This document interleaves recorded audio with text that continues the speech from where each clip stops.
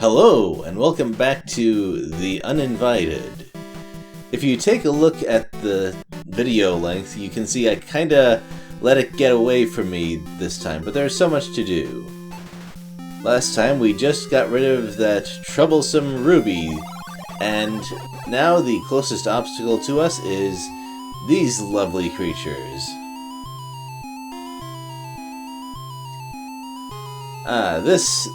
This definitely feels like the old Shadow Gate as well. We got this creature in front of us that's blocking the way to something, but generally doesn't bother us unless we do something ourselves. Well, let's try using the knife. Now, I know that attacking monsters with a blade didn't work in Shadowgate, and in that game we were an armored, seasoned warrior, probably. Okay, fine. I guess I shouldn't have expected this one to go better when we were just, kind of a normal person who probably didn't do a whole lot of fighting. Oh well. Oh well.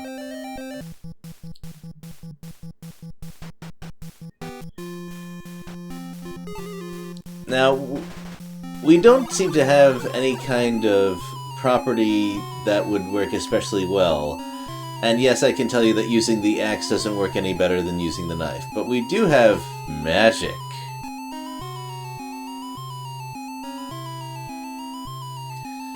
That's a pretty specific description. But let's try it.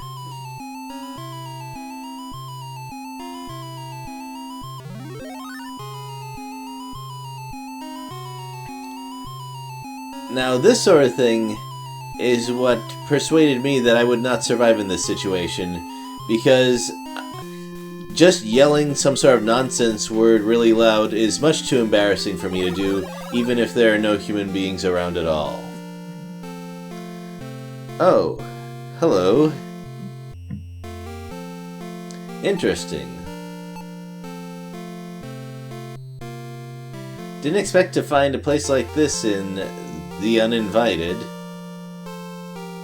But there it is.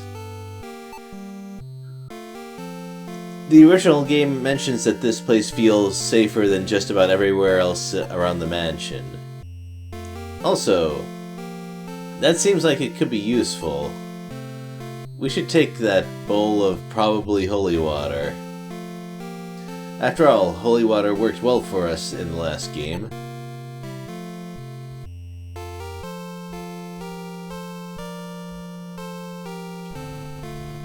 Oh, okay.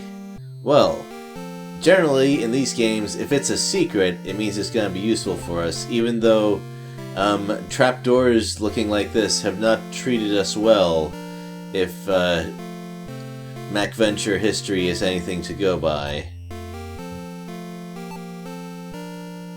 Oh, really? How big is a bread box, anyway? Also, this narrator is getting really opinionated. This is highly unusual as well. I'm starting to get suspicious of this as well.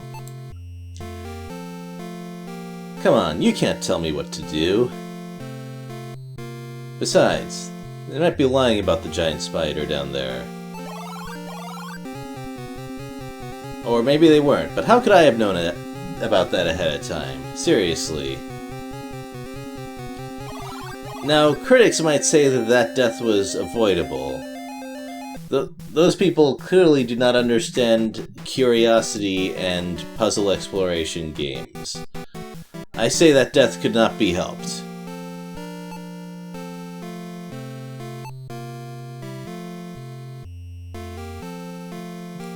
Well, there's not much else we can do around here. So let's go back into the main building and see what we can find.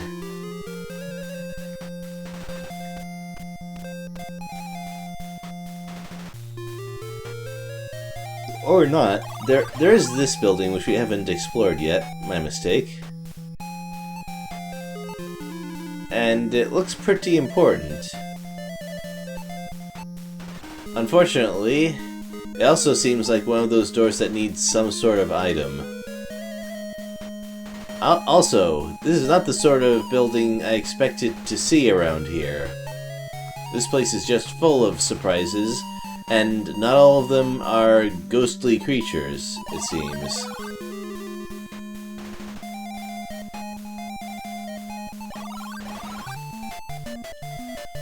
Well, there are some places that we haven't explored yet around here. But before we do that, I'm going to do a bit of walking back and forth because we're going to learn something interesting.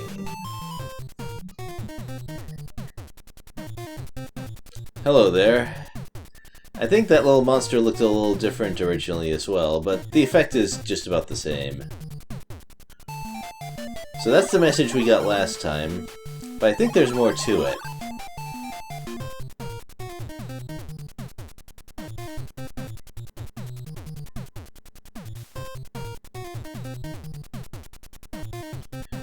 So it's too fast for us to do anything as it's moving by. But since it's holding a key, there has to be a solution of some kind.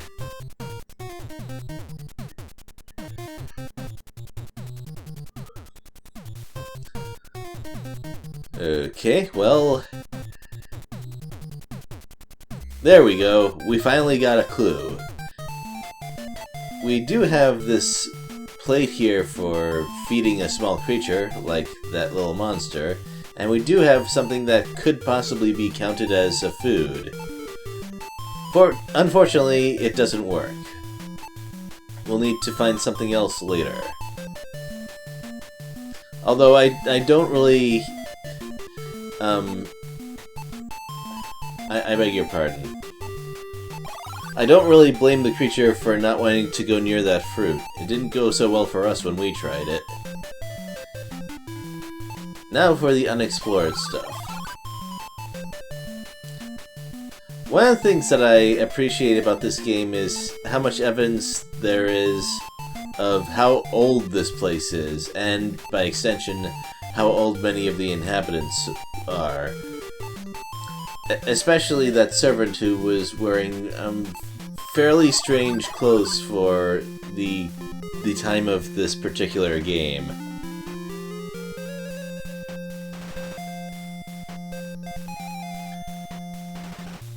And that's another event that happens in front of us, but we can't actively do anything until it's done.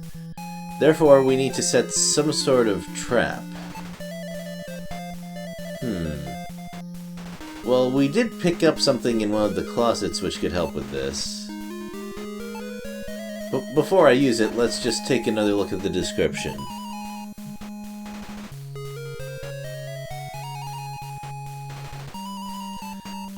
I mean, I guess that could help clean the place up, but...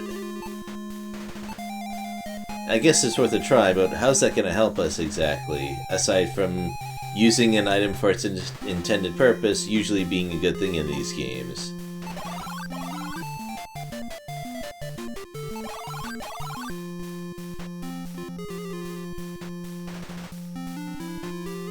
I mean, this one wasn't a giant spider, which kills us before we can take out the spider cider.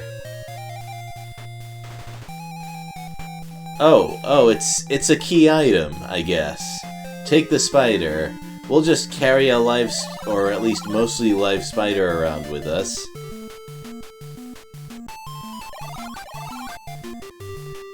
I mean, hey, why not? Why not do something like that? Also, something we mentioned before, now that we have a knife, we can use it to open up the chair and find whatever that object inside is.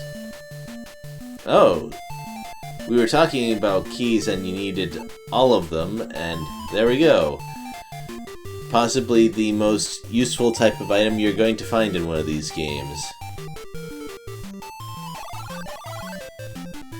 Well, with that in mind, there are a couple of places we can go that have locks on it that we can try to open. This one especially, since there were hints that it was important. And specifically mentioned the chair that we got the key from. And there it is, lots of stuff. Oh right, the correct command for those scrolls is open. Another relic from Shadowgate.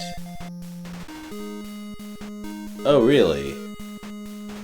Now that's a very interesting and deceptive kind of clue that I'll talk about later. I think it's really clever, actually.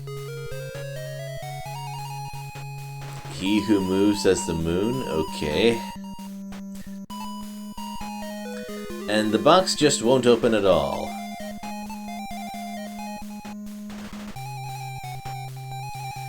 There's no keyhole, no hinge, or anything like that. But we do need to get at whatever's inside there, so we need, the wrong way, never mind. To get into that box, we'll need to use drastic measures, I think. And I believe we're now done with that floor of the mansion as well, which is a nice bit of progress. And oh hey, there's another locked cupboard. And good news for us, the key works on both of those things.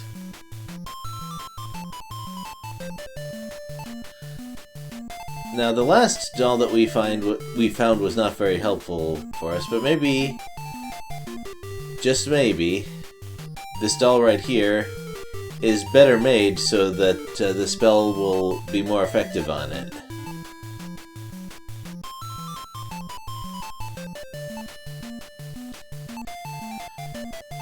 And if screaming Thun-Day-Day-Day was awkward, imagine just yelling Doll Doll.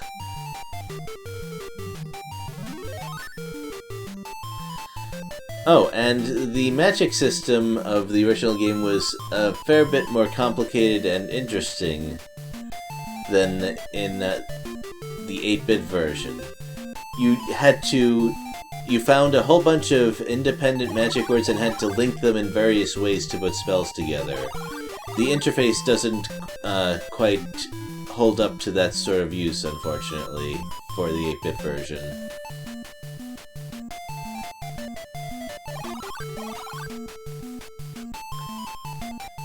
Well, we did get a spell that could be useful in the church, but we're not done yet.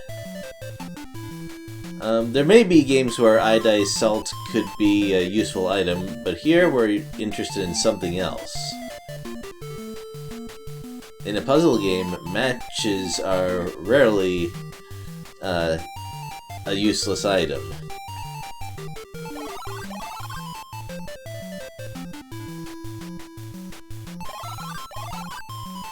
Well, we do want to solve the problem here, which we observed last time. But how you actually do it is not what I would consider intuitive. Granted, this spirit is very concerned about having the room neat and tidy, so you can kind of use that as a hint. But I think that would throw me off and a decent amount of other people off, because to get rid of this ghost, you need to scare him with something that at a glance is the exact opposite of a tidy place.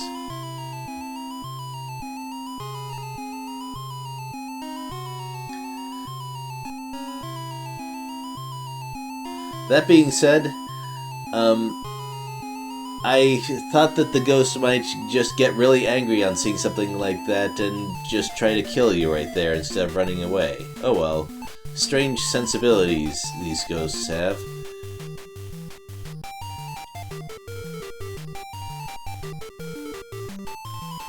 Alright, so we got some more backstory. It's not actually required to get past that ghost and find the book. It's more like a general sort of clue here.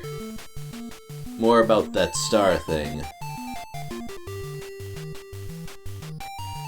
We kinda knew that about the box, but this confirms it. And that information is new. That's the only clue that directly tells you what the star does if you ever get your hands on it. So let's go do that.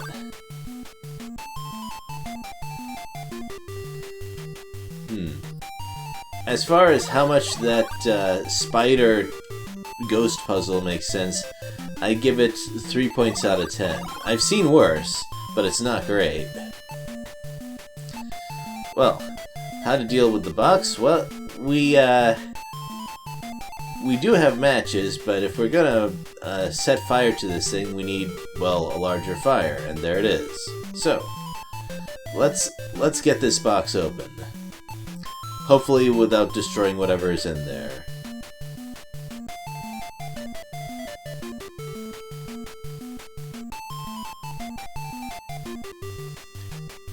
Is that the best they can do with the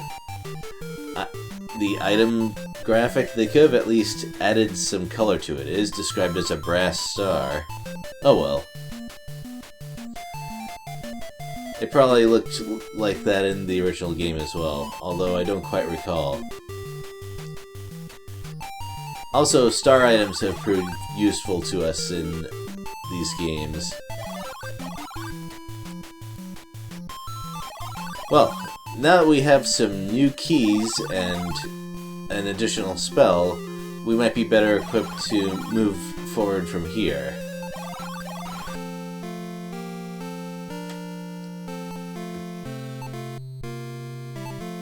Now, I understand that the spell is used to open a door in this room, but it's really more to talk to that pious bust of a person here.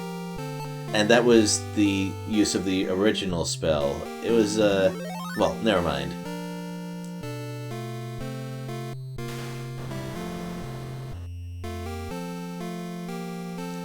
But he must not travel in darkness? I assume he's talking about some sort of spiritual darkness. That's what they usually mean when they say things like that. Oh well, let's just move on.